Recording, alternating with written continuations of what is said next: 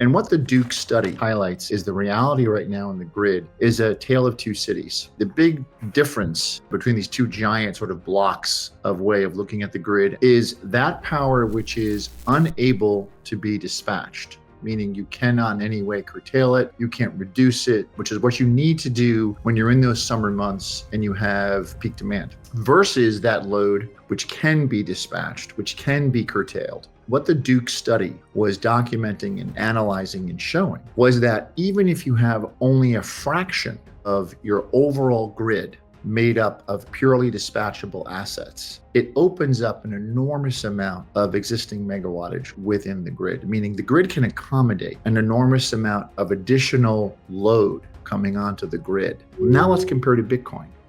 So Bitcoin is a variable load, meaning that you're able to dispatch it. And it's also able to give the grid flexibility, because when that peak summer heat wave strikes, and all of a sudden power demand goes up 10%, 20%.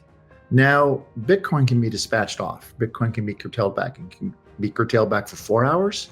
It can be curtailed back for 4 days, whatever is necessary to the benefit of the grid, to the benefit of the ratepayers. So having flexible loads in your grid are absolutely now paramount.